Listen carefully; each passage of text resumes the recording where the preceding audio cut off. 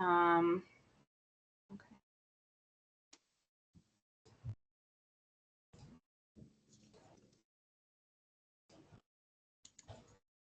Okay. All right. So we can go ahead and get started. I mean, I know the three of you have been volunteers for a long time, but things change and like there's always things happening. So I guess I'll just start opening it up to questions. Do any of you guys have questions that have come up or changes that have come up recently that you've noticed that you wanted to ask about? Hi, it's Charlene. It's not really a question, but I wanted to remind people about COVID. The CDC has just approved the new vaccine for COVID for this year. And also a concern because it's never gone away. And I know several people who have COVID now. It's not something that we can just take for granted. It doesn't mean we need masks, but I think it would be wise for them to begin at least making sure sanitizer, wipes, whatever, available right at the desk. Just out, they put out the pencil paper type thing to really make sure that there is sanitizer as well. Just to be kind of forearmed, because I know depends where I'm going, but there are people who go, oh, here's my license. They just don't seem to be able to manage, and you're constantly talking them through how to get registered.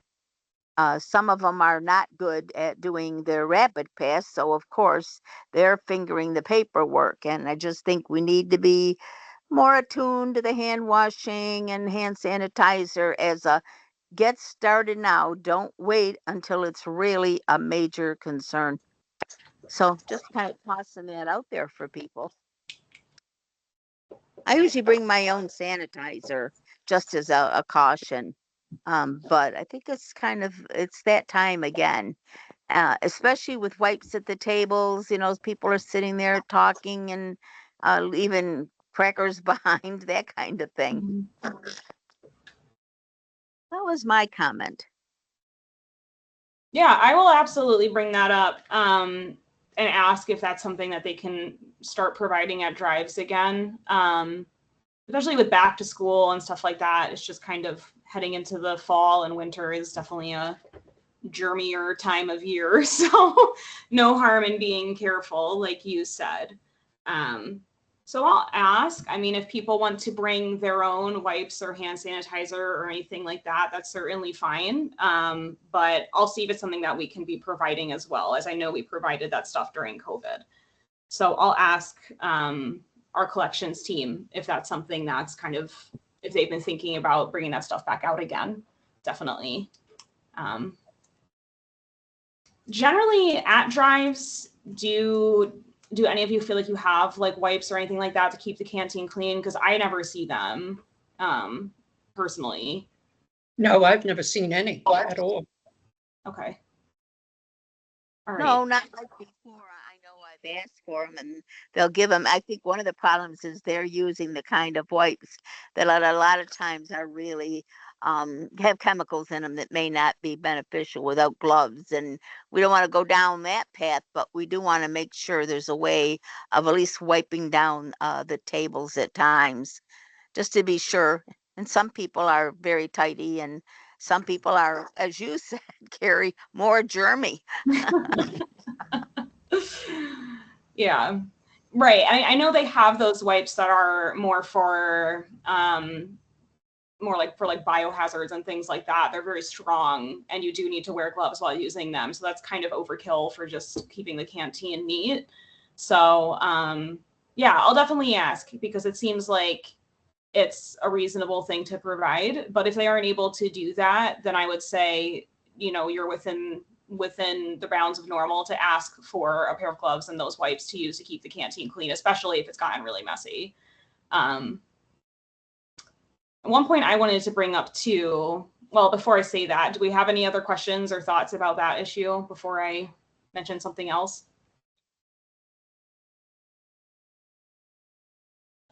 So one thing I wanted to bring up, I've noticed more at drives recently that the snacks are in the gray bin and left in the gray bin on the canteen table.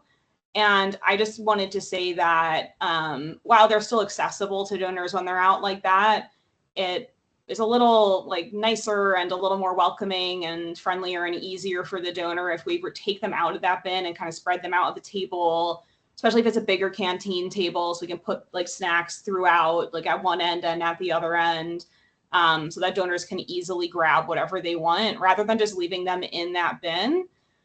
Just kind of putting them out where they're really accessible, and like taking the waters actually out of the package and like putting them out on the table. Those are all kind of things that are normally expected when you're out at a mobile blood drive. And then, yeah, if you run into any like questions from the staff about that, which I don't anticipate that you would, but let me know, because that's my understanding of the typical donor ambassador role. And that's usually what I've been seeing until recently. So I just wanted to bring that up. I don't know if anybody has any questions or comments about that issue. I agree. I noticed it's getting more common for people to dig through that gray bin because it sits right in the middle of the table. So even if you pull a few things out, people go over to the bin because it's on the table. And then the follow-up of if you're going to have your snack there, make sure that at least you have a couple of bags that we can put the debris and the wrappers in and that type of thing. So I think we always got to be cautious and thinking about cleanliness and doing the right things. And we do a lot of times, but you can kind of fall back. So I'm glad you said that. Yeah, that's a great point. And going to what you said earlier, just about, you know, being aware of COVID and hygiene, it's definitely more, in my opinion, more hygienic to have the things kind of out of the table. People can just take what they want rather than digging through the box and getting their hands all over everything. But yeah, so just, you know, just a thought and to keep in mind. That was, yeah, thank you for bringing that up, Charlene. Are there any other, we have other questions or comments about things in general? Yes, Mary, I have thank you for coming in. Oh, sorry, I didn't mean to cut you off. It's Ginny. I was wondering, it happened a while ago that I was giving blood actually, and I came in and a donor was reading while I walked in, expecting me to do the sign myself in, but just the idea of not being 100% attentive to me and any problems I might have had. Yeah. They were busy reading their book, and they told me that was allowed, that you could do that at any time. And I just, as an ambassador, I never do it. I don't even bring a book with me. I just feel it's rude to be reading when somebody walks in to give blood and like they're interrupting you to give you information. And I just wanted to know, was it allowed to do that? It just didn't seem right to me. So I do tell volunteers that you can bring a book or something to do when there aren't donors present. So the expectation is that if you bring a book, because sometimes at certain drives, you may have an hour where there's no donors. So the expectation is you bring a book, you read for that time where nobody's there, but the understanding is that as soon as somebody enters the building, your full attention is on them. So that what you're speaking of is not the intention, and certainly not what we're expecting of our volunteers when there's a donor present. And I especially want to point out, I've come across a misconception a little bit recently that the attention of the volunteer should be 100% on registration, and that's absolutely not the case. I would say that the actually more important part of the donor ambassador role is keeping an eye on donors in the canteen. So even if you don't have anybody coming into registration, you still don't want to be distracted reading or doing anything like that if there are people in the canteen, because they can go from feeling fine to feeling poorly very quickly. So we want to be keeping an eye, you know, if it's possible, sitting in the canteen with them, if they're chatting with them, making sure they have everything they need, making sure they're sitting down, if they're staying, you know, just doing all that. And then if we're needed at the registration desk, maybe hopping over there, making sure someone's done their rapid pass. But a lot of people can check themselves in. So anyway, I don't know if that answers your question, Ginny, or if you have Yes, it does. follow-up. Yes, thank but you. Yeah, I really appreciate you bringing that up, because I don't want that to get misconstrued when I tell people, yes, you can bring something to do. I try to always make sure the caveat is with the intention that your focus is primarily on the donors, but I appreciate you bringing that up. Okay. Thank you. Mhm. Does anybody have any other questions or any other points about that specifically? I have sometimes phoned those who do not show up, and sometimes the person in charge, the supervisor, has already done that. Is there any type of, should I just be asking and making sure I'm not duplicating what she's doing? Calling them if they don't come in to see if they want to reschedule, because some of the supervisors seem to do that on their own.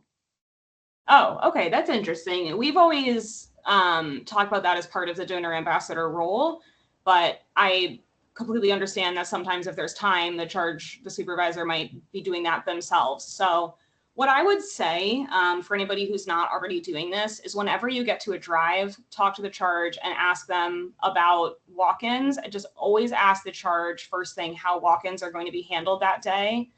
And then also, I think that could be maybe a new thing that we add if we're finding that duplication of work. Also asking, do you want me to call donors if they haven't gotten their appointment? Because they just might not be expecting you to do it, but I bet that they'd be pleased if you were doing it instead, because I'm sure there's other things that their attention could be on. If you have time, of course, if it's a super duper busy drive and you don't have time to call those people, that's understandable. But if you have time, it's definitely something that we encourage. Oh, hi, Roberta. Yeah, you can either type it in the chat, or if you want to try leaving and coming back, you could try that too. I see you're unmuted, so I don't know if you're talking. I don't know why it's not working.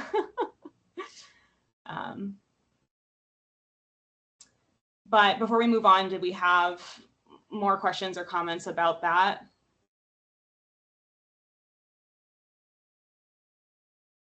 Okay. Yeah, I find that walk-in donors is a good thing to touch base about right when you get to the drive. And also recently, something that's been coming up a lot, and I don't know if this is just recently or if this has been a long-term issue, but a lot of people who make an appointment that day, or they make an appointment late the night before the drive, when they come in, you scan their ID or their license and they show up as they show up in the system as if they don't have an appointment. There's kind of two different softwares. Like the collections team will have their appointment in, but the actual check-in software that we use checking donors in, they won't appear as an appointment there. So I would touch base in that situation with the staff, or touch base with them before you even, like, first thing, and just ask what they want to do in that situation, because I anticipate that they might all do it a little differently. And we want to have really good communication about those people, because we don't want it to get mistaken as, oh, they're a walk-in, and then they're never, like, they're seen after their appointment time or something like that. So I hope that makes sense, but that might be another good thing to touch base about at the beginning of the drive. Yes, it happens quite often. It does. People are not on your list, but they have been, they have registered. And when I go back and ask the supervisor, I find out, well, my list is printed before these others are entered. Yeah, and it's frustrating because not only are they not on the printed list, but oftentimes they don't, when you scan, they don't even come up. So yeah, and it's very strange, and I don't know, I have this problem with Volunteer Connection too. We're living in 2024, but sometimes the technology that we're using is not is not quite up to speed. So it's a little unfortunate, because it does cause hiccups for us like that at drives. But as of right now, it's kind of just the way it is. Roberta, there's now 3 of you here, so I don't know if that's what you were trying to do, but just letting you know. So we may get an echo if your mic does start to work. The other thing that I work out of Sullivan County. We have not many, but we have a few districts where internet is very spotty. So when they come in trying to do their rapid pass while they're sitting there, or just before they register, of course they can't, because of and so they have to read what there is there, and then of course do it when they get taken in by the nurse, and answer the questions there. But that is a problem in Sullivan County, that we just don't have. We have spotty connections in many parts of the county. Yeah, that's a great point. I do know, so the new Book Now tablets, I don't know, I haven't been to drives in Sullivan County yet, Ginny, so I don't know if this will be, if the Book Now tablets generally work there. But if you use the Book Now tablet, it's supposed to connect to an actual local internet at the drive. They're supposed to have like a local server at the drive, and the Book Now connects to that. And the Book Now tablet does also have a function where you can access Rapid Pass. So you could also provide a donor with the tablet to get the Rapid Pass. Okay. I'd Now, have to. all the time does the supervisors bring the tablet? Oh, okay. So even when you ask, they don't always give it to you? No, they don't have it. Oh, they don't have it at all. No. Okay. I will ask about that because that's unusual. I know at like our fixed sites and stuff, we don't always use them because a lot of people sign themselves up. So if you're just a fixed site volunteer, you may not be using the Book Now tablet. At our mobile drives, the only time I encountered where we don't have a Book Now tablet is like a corporate drive where they have a staff member of the organization that will sign them up for future appointments, but that's pretty rare. So most of the time we should have the Book Now. Okay. I did hear something about maybe at some point also having like a paper list where donors can sign up on paper for future appointments, which I think will be helpful in the times where the Book Now tablet either isn't working or isn't present or isn't charged. But I will ask about that because my understanding was that it should always be there. Okay.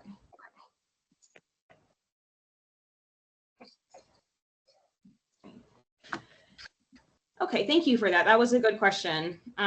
Is that common? Do a lot of people find that they don't have the Book Now tablet accessible, even when you ask the staff at our mobile drives, I mean? I normally ask for it. Oh, I think we can hear you now. Was that you, Roberta? Very good. Yes, we can hear you now. I don't know what changed, but now we can hear you. My son came home, and so he hit a couple of things on my phone to allow it to use the microphone. So I'm good now. Okay, good. I was going to comment. I always ask for it, but they know me well enough now that they'll say, do you want to do it? And I always say, yeah, no problem. I think you got to just, speak up and ask for the Book Now. Okay. It's rare, other than when they were doing training of new staff, they were having the new staff doing it. So that's about the only time.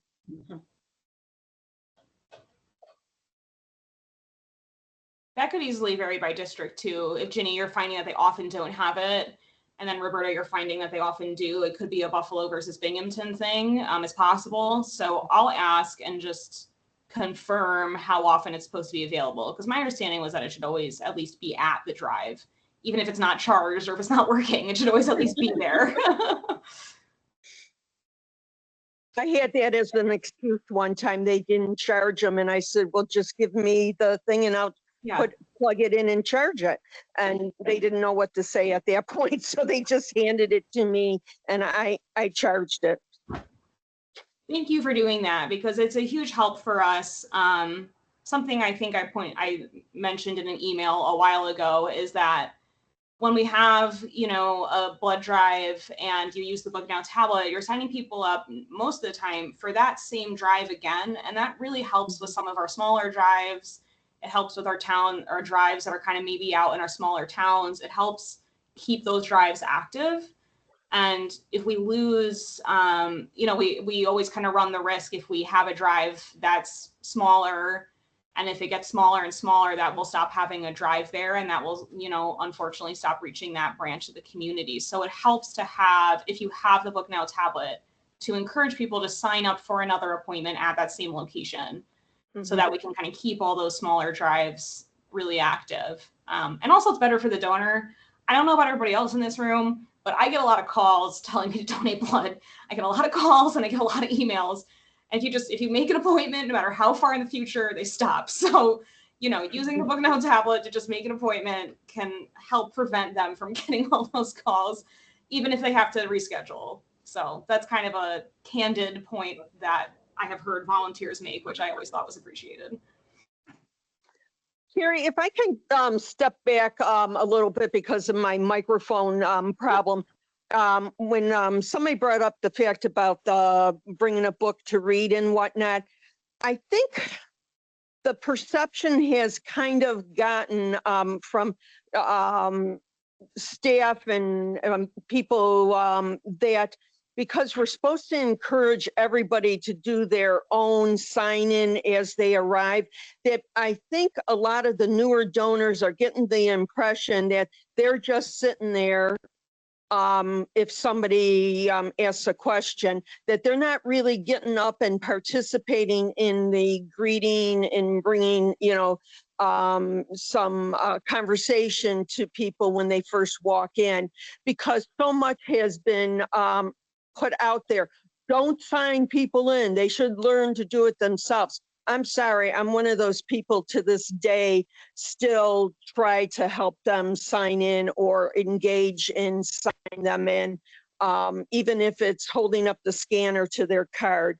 A little personalization, and I think we're getting away from that with that constant drumming of the donor should be doing it themselves. That's a great point. Before I chime in, does anybody else have any questions or comments about that particular issue?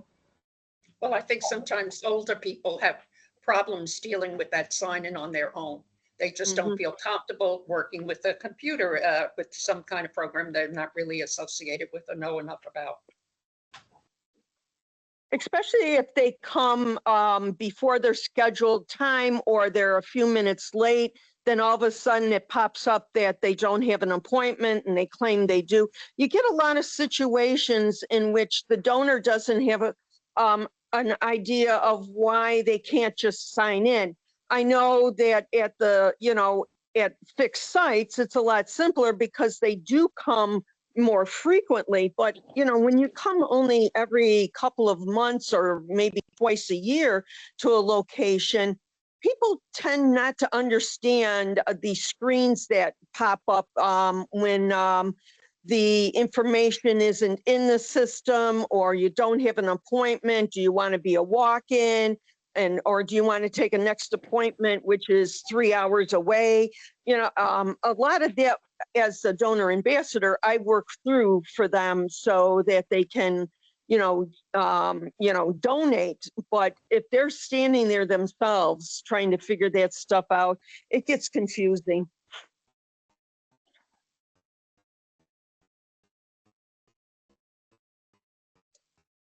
Right. Any other thoughts on that?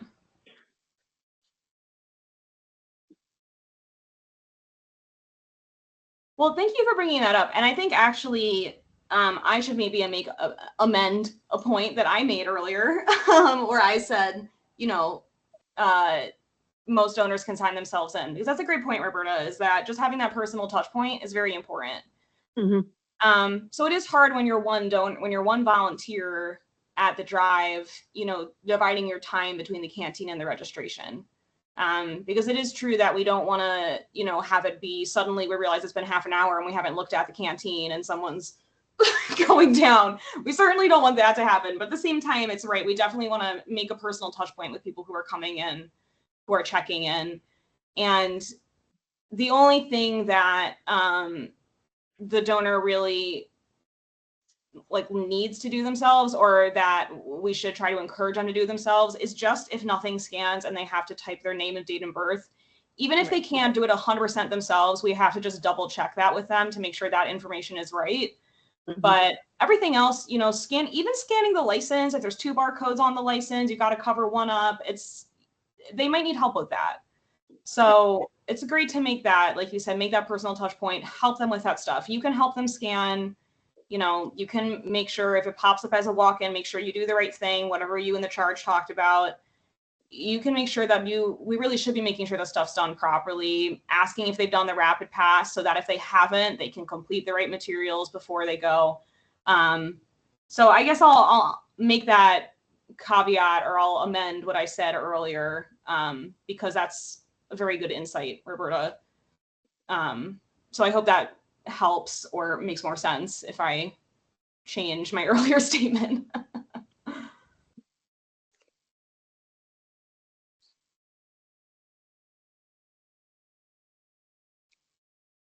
Does that feel more accurate if I, rather than kind of saying people can sign themselves in, if we instead say try to make at least touch base with them while they're signing in? Does that feel more true to what we should be doing on site? Yeah, just say, can I help you, or are you able to do it yourself? You know, a lot of the older donors are not into all the technology stuff. Even with the book now, I'll help them find the next drive or whatever. They'll say, oh, just do it for me. And I don't have a problem doing that. I'd rather get them into the next drive that they are available to donate it than to just let them walk out of there saying, okay, well, whenever, you know. Yeah. Yeah, we definitely want to help them with the book now, because the format of the book now is kind of odd. The way they're listed by like the first 3 letters of their last name or first 3 letters of their first name. I think that's what it is. I never remember. But it's not really user friendly. So it's definitely more meant for like a volunteer or a staff member to navigate for the donor. So yeah, we definitely don't want to be just like handing them the book now tablet, because they probably wouldn't be able to navigate it.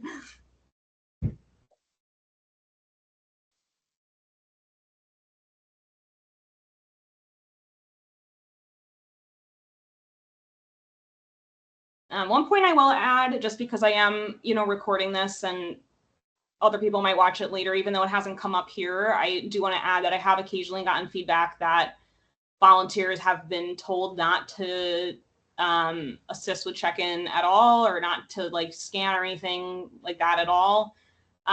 That's not my understanding or what we train on how the donor ambassador role should work. The understanding is that you will help people check in as needed, like up to their level of what they need help with.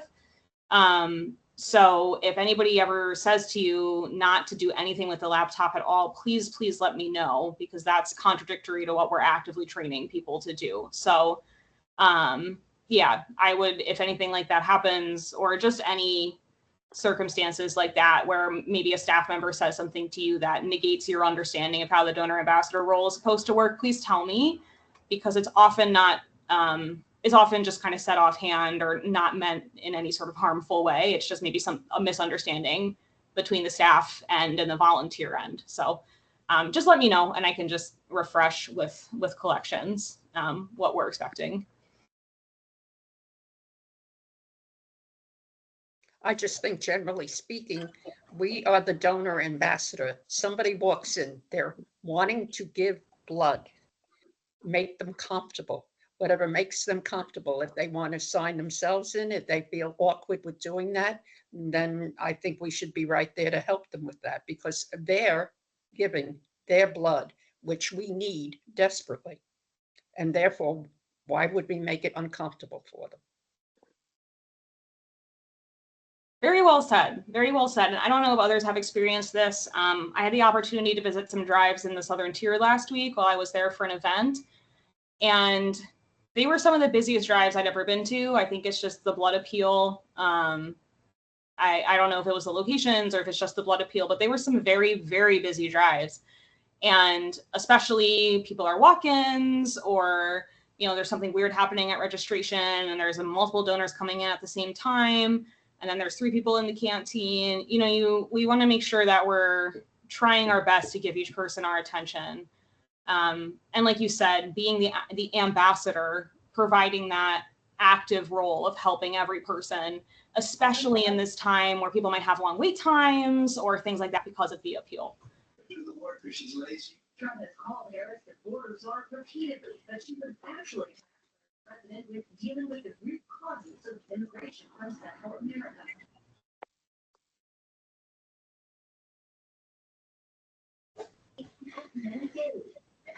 The polling shows 87% of Republicans say. Tom, are you trying to ask a question? You're unmuted and there's some background noise. Yeah, I was told not to sign anybody up when there's spots left. They're saying they're full, and that there's no spots for that day when they say they're full, but there's spots there. Are you supposed to sign them up for the next day, and then because somebody came in the previous time I volunteered, and he was told by them that he should come in the next day because he didn't pass a test, and they said, well, just come in. And they were all mad at me when I went back there and said, there's a gentleman in here who was in here yesterday, and he said, just come back in. He doesn't have an appointment. But they were the ones that told him. And then they told me to tell him to leave, and then he left. But then they told me to go. They went out and got him. But it's like, I don't know what to do. So this was a person, did he have an appointment on the first day and then the second day he came in as a walk-in? Yeah, the second day he came in as a walk-in, I believe. And did you say they did eventually take him back or that he had to leave? He left, but then they took him. They told me to tell him to leave, and as he was walking out in the parking lot, they came back out because the woman who remembered that she was the one that said, "Go home, I'll take care of you tomorrow." Well, she came out to get him. Okay, yeah. I mean, it's unfortunate. Things like that do happen. Or I was at a drive the other day and I asked if we could take a walk in, and I had one staff member tell me yes, and then another volunteer was speaking to another staff member and they said no, and it was like a little friction. So things like that can happen, and unfortunately I don't have like a great solution for if there's miscommunication among the staff themselves, or if somebody, had said come back as a walk-in and then they come in the next day and that's the staff who's there that day just, isn't able to take a walk-in. I unfortunately, all we can do in that situation, I think, is just provide the best customer service that we can to the donor and be really clear in our communication to the staff in terms of, make sure if there's additional questions that they have that we're asking the donor and communicating that. Yeah, unfortunately, that's really the most that we can do. I don't know if anybody else has any insight, but in my opinion, it's really just a matter of just communication and also some advocacy, being the ambassador for the donor, bringing up this person, was told they could come back, and just kind of having a little bit of advocacy for the donor, because it might just kind of jog the memory or remind the staff that they do need to make the extra effort to see this person. And that's very dependent drive to drive and charge to charge. It can very much change at each drive. But that's what I will say. I don't know I'm sure we all run into situations where we want to take a donor in as a walk-in and the staff says that they can't, and that it might be a little upsetting or confusing. I'm sure we've all run into that. So I don't know if anybody has tips on how they found the best way to handle it.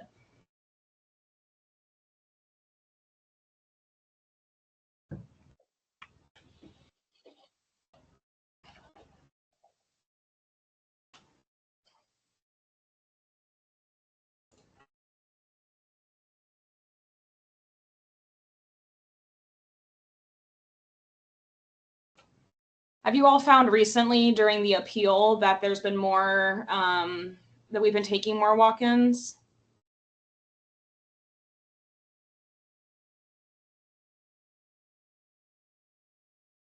I have found more walk-ins on Grand Island at the fire hall. I think sometimes if in the neighborhood something is going on, then people are more likely, oh, I heard it on the radio, and they stop by. Or sometimes people like in the southern tier where you were with the flooding and everything, they're out looking for resources and they go, oh, there's Red Cross. They've helped me. Let me go see if they could take my blood. So we need to encourage people that if they do it and have a good experience with the skill that all the donor ambassadors have at supporting that, I think it really does make a difference, because we want the people that do have a problem or could say, well, I had a fire and this is a way I can help out, that we really do appreciate that they're doing that and doing follow-up, and it does keep people coming back. And I think everyone who's talking about what we do and being really welcoming, it makes a difference. And all these hints and ideas have been good. Usually, if you're one person and a very busy drive, you're attempting to sign people and book people, keep the area clean, and make sure that you are in constant contact with the supervisor and always know who it is. So it can be a lot to do some days. And then on other days, there's, like you said, Kelly, there's spare time, and you're like, well, now what? And they don't want you wandering around in the middle of the cots and the tables. So I think the medical screeners sometimes themselves are busy sitting in a corner with nothing to do. So I take my clue from them. If the medical screeners are not functioning because there's no clients, then I do step back and do some reading or activity. And remember, we still have different gifts to give out, whether it's a shirt or an umbrella. So there's other things going on to kind of keep you busy throughout the day. And all of these donor ambassador hints are always good.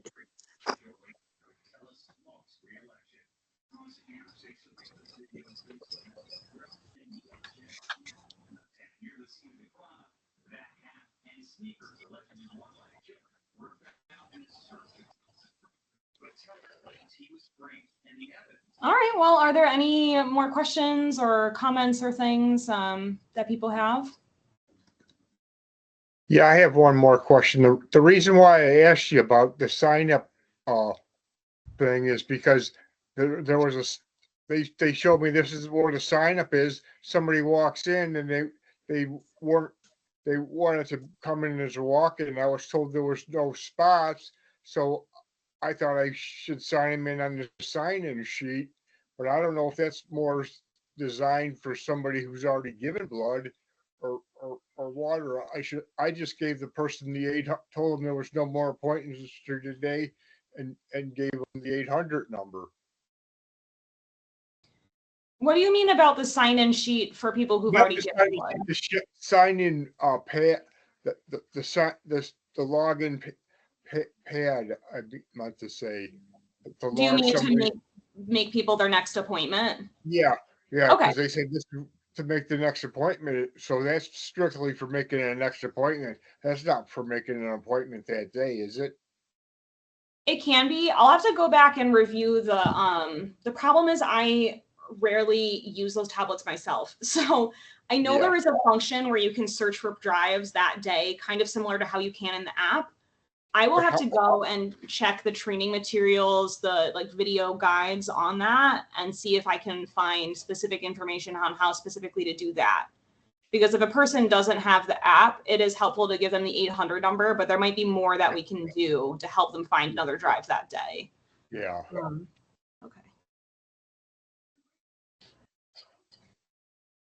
So I'm just making a note on that so I can get more information. And then I will look into that. And then once I get an answer, I'll send it in one of my emails. But that's a good point. Thank you for bringing that up, because there is a function on that Book Now tablet for same day appointments. Has anybody here used that to make an appointment like the same day or the next day? Yes, when you put in the area, the zip code, and you start scrolling, you have to hunt more to find where the next one is for that date because of the date range. And sometimes they'll say, well, I'm not going to be able to get here. I'm working very late that day. Is there another place that I can go? And you can scroll and you'll see that all the area ones are listed, but it is legwork in Book Now to kind of sort and find one, because sometimes they're even booking, especially if they're really there to do Power Red, you're already moving ahead months to find that spot.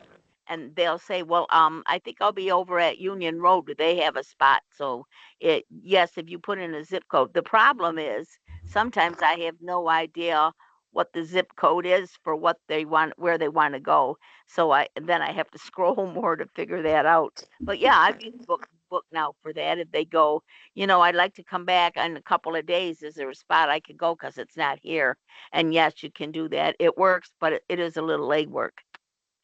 But do you have to navigate to like a separate tab on the Book Now tablet or can you do it right from the same place where you would search for like the next appointment for a donor? Same place. You just keep scrolling. Like if they say, well, I'm not eligible to give until November, but I can't be here. Is there another place? Well, once you get to that date of November, whatever it is, Right. and you start going up and down, you will see the other places that are available for that date right there while you're scrolling. Okay. Right. I see what you mean. But does that also offer appointments the same day or the next day? That same page that does that, or is that a separate page? Like if somebody's a walk-in and they're not looking for November, they're looking for later that day or tomorrow. Because if you went to that date that they just gave, and then you start scrolling, you'd be moving dates. Okay. All right. Thank you. Yeah. So I'll also look myself too and see if there's like a video or something I can send just for a visual aid for people. But thank you for that. Okay. But also, Tom, I wouldn't hesitate to recommend the app to people. Not to sort of put the responsibility on them because we do want to assist them. But if you have people who are younger or who are tech savvy, the app is helpful because it also shows you where your blood goes. Personally, I think that's really cool. And you can see what stage your blood is in. I donated blood recently and I checked the app and it was still in testing. But next time I check it, it'll show me which hospital it goes to. So the app has your donor card right on there. It has the Rapid Pass right on there. So it is helpful for making appointments and it's helpful for searching the same way that Charlene was talking about, searching by day, searching by location, but also it does those other things as well. So if you have somebody who seems like they'd be open to that, I would suggest it. But if they're not like a tech person, then we want to have an alternative for them. Absolutely.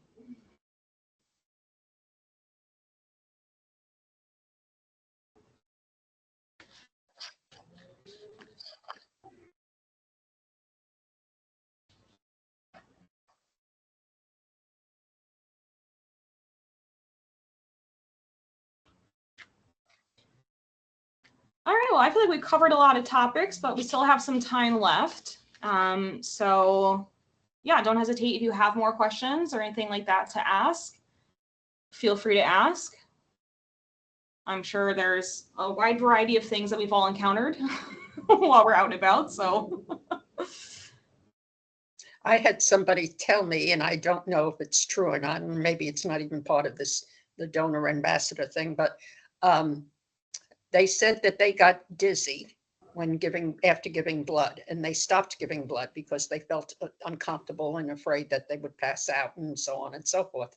And I was in the company of a couple of people, and somebody said, then they should do Power Red, that they will not get that dizzy feeling because it's a different way of giving blood, and it won't be that you'll feel that way when you're finished. Is that true? I have heard other donor ambassadors recommend Power Red because it does remove more red blood cells. It removes twice the amount of red blood cells, but because it puts the other fluids back in your body, I have heard other volunteers recommend that donors try it because you may not feel as dizzy or lightheaded or unwell as you might after donating blood. And it is less frequent, so there's a kind of a benefit there too. But yes, I have heard that before. I will say I've never donated Power Red myself, and that's not necessarily something that we like officially will say. It's not like an official known fact that sometimes like you'll always feel better if you donate Power Red, but I have heard people say that you might feel better if you do power red. And it's a nice way of framing it because it sounds a little scary. If you say they're taking if you say they're having one needle taking stuff out, another needle putting stuff in, some people get really squeamish about that. So kind of framing it as your fluids being returned to your body and you might feel better is kind of a nice way to frame it. And these are people who are no longer donating because of the problem of feeling faint and disorientated after they give blood. So therefore, they are no longer blood donors. And if you can offer them something else, at least to try and see if it works for them. Right. Exactly. Yeah.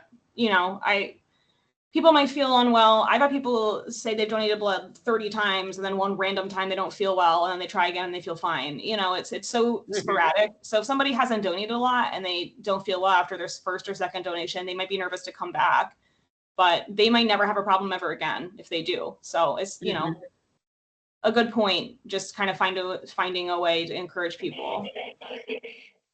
Even the idea of saying, really, let me call a supervisor over to talk with you because sometimes there's other possibilities. And they're the ones that have the background and expertise in power red and blood, drawing the bloods and everything. So I try not to go too far off that mark and give them information that maybe this is a good time for one of the people who's the phlebotomist or medical screener to do. Because they have taken the course. They're the ones that have that expertise.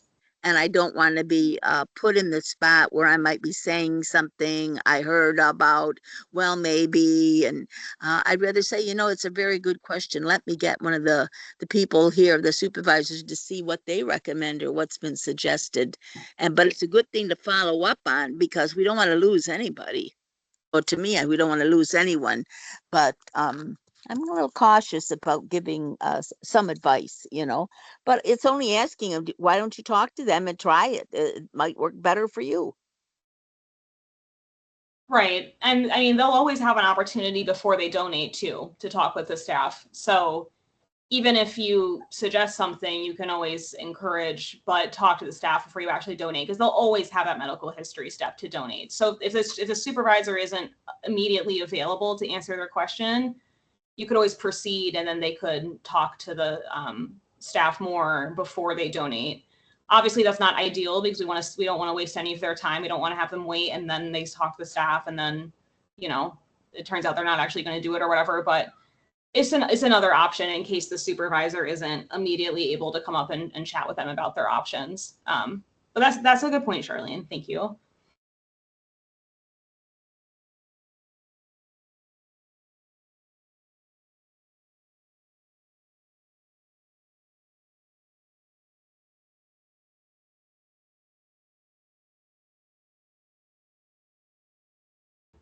Hopefully we're encouraging people to be well hydrated. And I noticed the last time I was one of the drives that maybe Mary Beth had brought over like 4 or 5 bottles of water and put it right there nearby the computer. And I thought, well, that's good because that reminds me to make sure too, hey, have you been well hydrated too, so that we know that at least that aspect's been covered. And some people come right in and grab a water one automatically after they sign in. So it seems to be working at times. That's a great idea. I often, if donors have longer wait times, well, we want to make sure we're offering them water if they're having a longer wait time. But even if they're not, even if they just got there, and I've actually went to donate blood before, and I got there and I realized I was thirsty. And I was like, oh, I should have some water now because I haven't even donated yet. So yeah, that's a great point to keep some right at the check-in desk just to help prompt yourself and the donor to hydrate before they donate. And they can have a snack before they donate too if they want. That's fine too.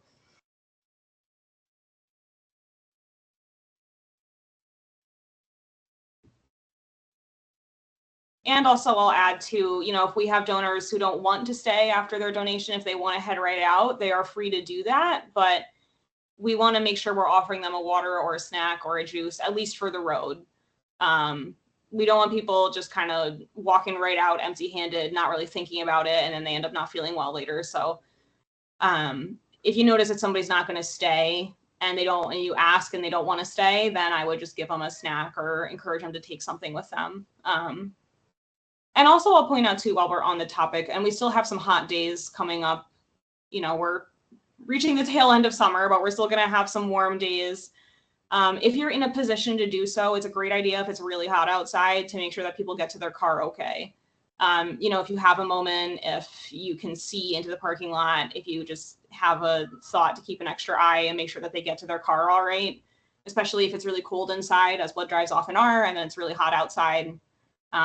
Just an extra precaution to make sure that they're okay even when they get out into the hot weather.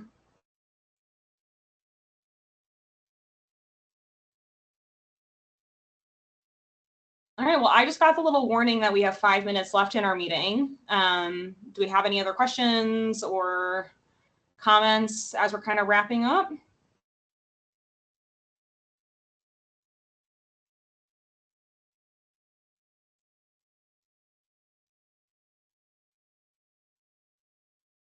All right, well, thank you so much, everybody, for coming. I might be doing these every quarter. I feel like we had some great discussion today, so it might be a great idea to have these, every 3 months, and things are always changing, as I'm sure you all know. So I'm sure we'll have new questions 3 months from now, even if we think we've asked all our questions now. And if anything comes up, don't hesitate to call, email, text me, whatever form of contact works for you. I'm always happy to answer questions. And if I don't know the answer, I will talk to somebody who will. A lot of times I can't give you an answer right away. Sometimes I have to check with somebody, but I usually know the right person to check with. So yeah, don't hesitate to ever reach out if you need anything. And yeah, we'll plan on doing this again in November. Maybe I guess November will be Thanksgiving, so maybe early December or something like that. Well, thank you for this. This was very informative. Thank you. Great. No, I'm happy that you thought so, and thank you for asking questions. I really appreciate your time. And like I said, if anything else comes up, just let me know. All right, does anybody have any final thoughts before we sign out?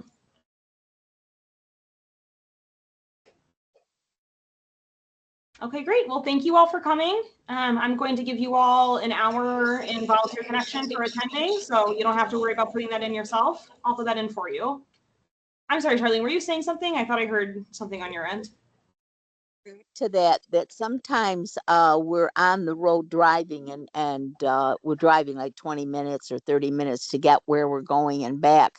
And at one point it was said that when you get your time, make sure that you add whatever reasonable amount it is for driving and setting up, because you're trying to set up a little bit early and then you're driving to get there and then you're leaving. So I don't know, are we to do that, or are you going to consider distance? Or because I know that had come up a couple times in the past. Usually I'm kind of close to wherever I'm going, but Right. if I'm trying to get like to Lockport, it takes me about 20 minutes to 30 minutes, especially winter driving for me anyway. Right. Yeah, well, I mean, anywhere in New York, the winter is going to pose a a separate set of transportation issues. But yes, we do. So we did recently. I noticed that these hours stopped going in, but we did have a volunteer who was automatically adding an hour to everybody's transportation shift, or I'm sorry, to everybody's blood drive shift, to give them an extra hour for transportation, for setting up, for things like that. And that's just an average. We would just give everybody an hour every time. So, if that's an overestimate, fine. If it's a drastic underestimate, if you're driving more than an hour total to get to and from a drive, I can always add more time. That's fine. But that was just sort of our benchmark auto thing that we were adding in every time. Recently, that hasn't been happening. So I am looking for a volunteer, and I'm going to talk more about this in my email on Monday, but I am looking for a volunteer to help me put those hours in. And that would be just something remote that you could do at any time of day. So that would be a very flexible thing. If anybody's interested in that, it would just be adding an hour to everybody's shift to make sure that their transportation time is accounted for. So in the meantime, if you want to put that in yourself, you can, and I'll make sure that it gets in. Otherwise, it is going to be added automatically back in again, and it has been added automatically in the past. It's just for the past couple months that it hasn't been. So does that answer your question?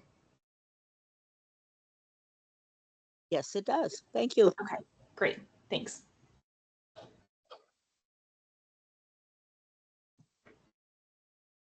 All right, any other final questions or thoughts? We can always stay a little late too if anybody has a question that they've just thought of.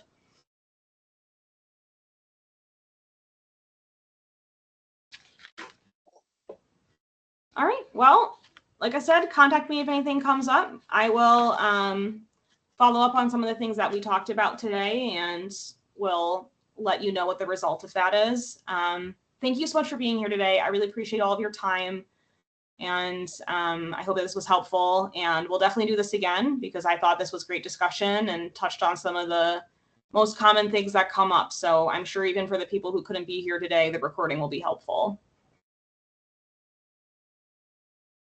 All right. Well, thank you all so much, and I hope you all have a good night. Thank you. Thank you.